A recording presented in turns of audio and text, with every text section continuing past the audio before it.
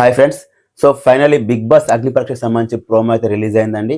ఈ ప్రోమో మొత్తానికి హైలైట్ ఎవరంటే అభిజిత్. ఈవెన్ ఇప్పుడు కూడా మీరు వెళ్ళి చూడొచ్చు. జియో హాట్‌స్టార్‌లో కామెంట్ సెక్షన్స్ కింద స్టిల్ అభిజిత్ అంటే ఆయన ఫ్యాన్ ఫాలోయింగ్ ఇంకా ఏ రేంజ్‌లో ఉందో అర్థం చేసుకోవచ్చు. అంటే బిగ్ బాస్ అన్ని బిగ్ బాస్‌లో నిజంగా అంటే అన్ని సీజన్స్‌లలో అభిజిత్ అనే ఒక విన్నర్ చాలా అంటే చాలా డిఫరెంట్. స్టిల్ అదే క్రేజ్. అంటే జనరల్‌గా ఒక బిగ్ బాస్ విన్నర్ బయటకొచ్చిన తర్వాత అతని మీద ఎంతో కొంత నెగటివిటీ ఉంటుంది. ఖచ్చితంగా ఉంటది. అండ్ అదే రేంజ్ సక్సెస్‌కు అంటే అంతే మంది ఆడియన్స్ కనెక్ట్ అయ్యి ఉండరు. బట్ అభిజిత్ విషయంలో అదంతా రాంగ్. ఎలాంటి నెగటివిటీ లేకుండా స్టిల్ అదే పాజిటివ్‌నెస్‌తోని స్టిల్ అతన్ని అంతేగా ఇష్టపడే వాళ్ళు చాలా మంది ఉన్నారు. సో, అందుకే అభిజిత్ మీద అంత ఫోకస్ ఉంది. అసలు ఈ బిగ్ బాస్ అగ్ని పరీక్ష షో అనే దానికి హైప్ తీసుకొచ్చింది. ఇంట్రెస్ట్ తీసుకొచ్చింది.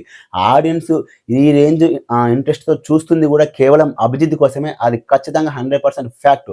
సరే, శివాజీ గారు వస్తే అది ఎలా ఉండదనే తర్వాత ఆప్షన్. బట్ ఇప్పుడైతే అభిజిత్ గారు ఈ క్యూరియాసిటీ అయితే పెంచారు. ఆయన ఫ్యాన్స్ అయితే చాలా ఈగర్‌లీ వెయిట్ చేస్తున్నారు అభిజిత్ గారు ఏం మాట్లాడారని. ఎస్పెషల్లీ ఒక్కొక్క జడ్జెస్ ఒక్కొక్కరిని సెలెక్ట్ చేసే ఉంటుంది కదా. అభిజిత్ ఎవరిని సెలెక్ట్ చేస్తాడు?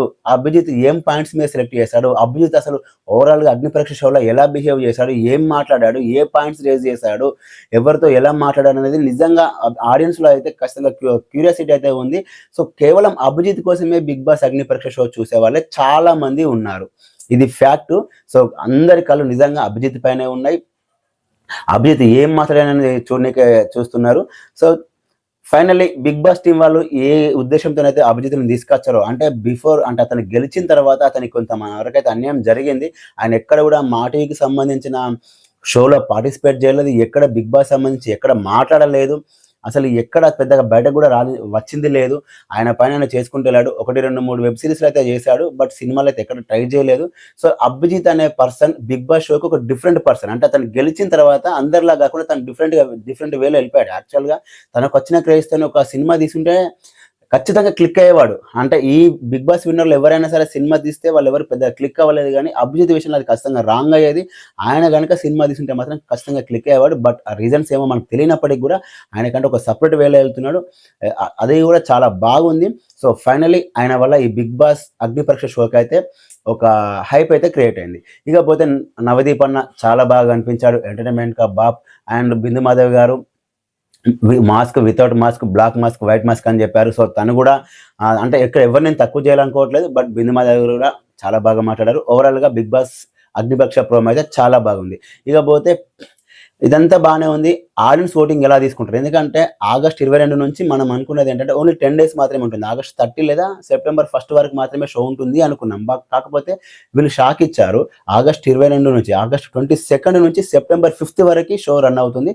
ఓవరాల్‌గా 2 వీక్స్ రన్ అవుతుంది. మరి 2 వీక్స్‌లో డే బై డే ఒక ఎపిసోడ్ రిలీజ్ చేస్తారా? లేకపోతే 14 డేస్‌కి 14 ఎపిసోడ్స్ ఉంటాయనేది తెలీదు. అండ్ ఇంకొకటి ఏంటంటే మరి సెప్టెంబర్ 5 అంటే మనకు సెప్టెంబర్ 7న షో స్టార్ట్ అవబోతుంది. బిగ్ బాస్ సీజన్ 9 షో అయితే స్టార్ట్ అవబోతుంది. సో, ఓన్లీ 1 డే గ్యాప్ ఉంటుంది. మరి ఆడియన్స్ ఓటింగ్ ఎలా తీసుకుంటారు? ఓన్లీ 1 డేలోనే ఓట్ చేయమంటారా? లేకపోతే అసలు ఆడియన్స్ ఓటింగ్‌ని వీళ్ళు కన్సిడర్ చేస్తారా లేదా అనేది తెలీదు.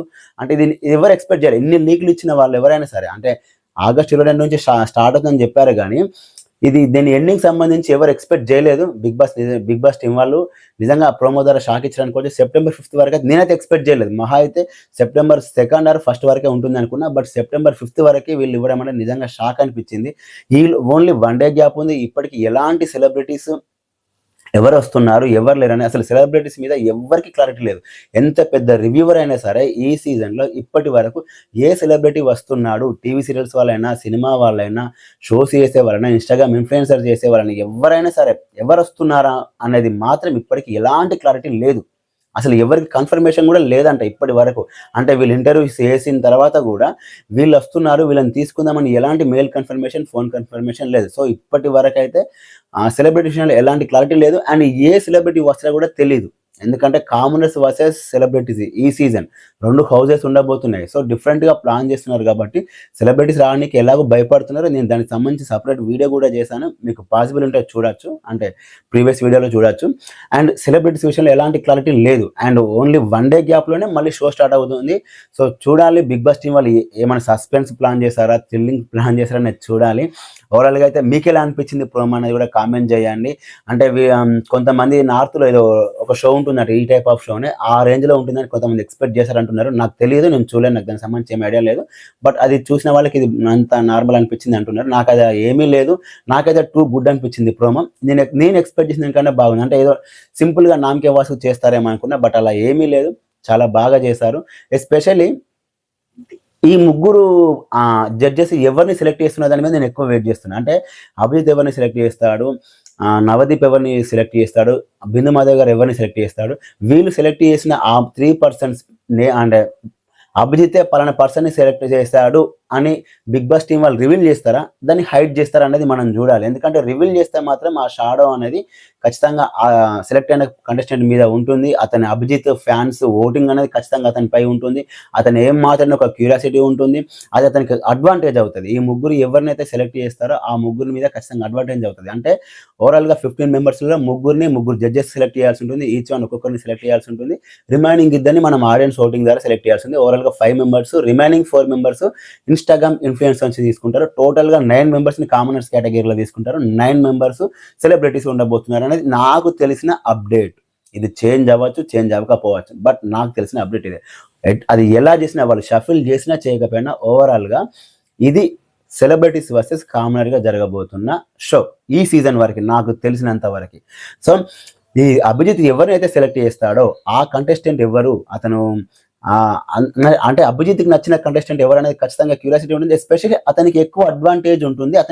అతనికి ఆ అభిజిత్ నుంచి ఓటింగ్ పడుతుంది, అభిజిత్ ఫ్యాన్స్ నుంచి ఓటింగ్ పడుతుంది. మీరు ఇప్పటికెళ్ళి చూడండి అభిజిత్కి ఎంతమంది ఫ్యాన్స్ అనేది ఆ కామెంట్ సెక్షన్లో చూడండి. యునానిమస్ అభిజిత్ ఫ్యాన్స్ అని చెప్పుకుంటున్నారు. సో బిగ్ బాస్ టీం వాళ్ళు అభిజిత్ ఎవరిని సెలెక్ట్ చేస్తున్నారు అనేది రివీల్ చేయకపోతే బెటర్. ఎందుకంటే వన్ సైడెడ్ అయిపోతుంది, అతనికి అడ్వాంటేజ్ అయిపోతుంది. రిమైనింగ్ కామర్స్ కంపేర్ చేసుకుంటే అతనికి అది అడ్వాంటేజ్ అయిపోతుంది. కాబట్టి సరే అతనికైనా ఆమెకైనా సరే అది అడ్వాంటేజ్ అయిపోతుంది. కాబట్టి ఈ జడ్జెస్ ఎవరినైతే సెలెక్ట్ చేస్తారో వాళ్ళ నేమ్ రివీల్ చేయకపోతే, అంటే పలానా కంటెస్టెంట్ని పలానా జడ్జి సెలెక్ట్ చేశాడు అనేది రివీల్ చేయకపోవడమే బెటర్ అనేది నా ఒపీనియన్.